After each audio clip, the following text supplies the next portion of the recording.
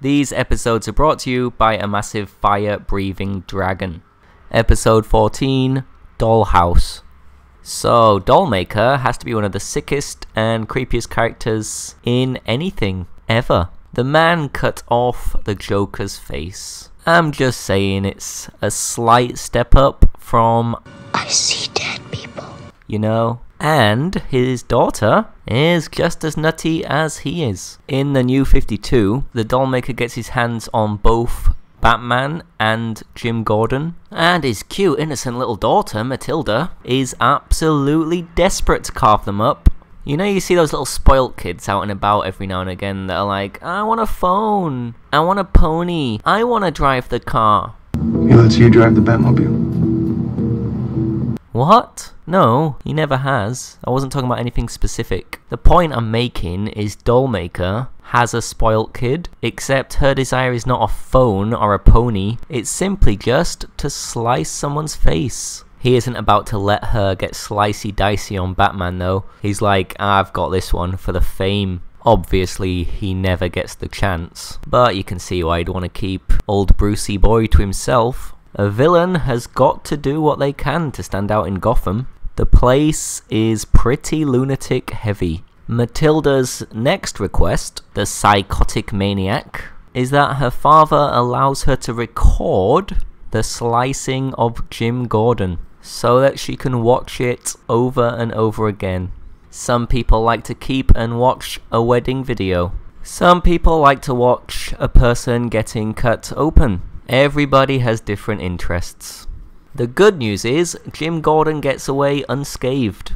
The bad news, however, is that Dollhouse doesn't get her video. What is she going to do when she's bored? Yeah, Jim gets saved by a little girl called Olivia, who was previously brainwashed by the Dollmaker. Yay! Happy holidays. Can I go now? Oh yeah, Jim, you can go. Obviously, this wasn't Jim Gordon's favourite memory, and I have enough respect for Jim to not keep going on about it. Let's move on. Dollhouse reappears in the Catwoman comics. Catwoman's doing her usual thing, out and about robbing stuff and that, when she has to drop everything to try and hunt down Dollhouse. Because Dollhouse is taking out prostitutes and junkies. That's a bit of a bad move, Dollhouse. Everybody knows they are Catwoman's favourite people. We learn how Dollhouse wants to follow in the footsteps of her father and grandfather. Oh yeah, now's probably a good time to mention her granddad was into cannibalism. No further questions? Okay, so what she's doing is she's taking these people from the street, killing them, and then making a huge dollhouse, with them becoming the dolls. I told you she was spoilt. Every little girl wants a dollhouse, and she's got to have the biggest one out of everybody. Classic Matilda. Anyway, her and Catwoman have a bit of a debate over whether it's weird or if it's art. It's a familiar debate, to be honest. I have those conversations in modern art museums all the time. So they fight a bit, the toys end up on fire, and then Batman shows up. And you know when Batman shows up, it's game over.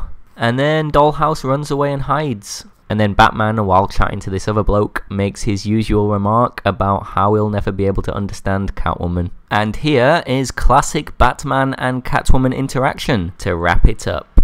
Thanks for coming after me. I owed you.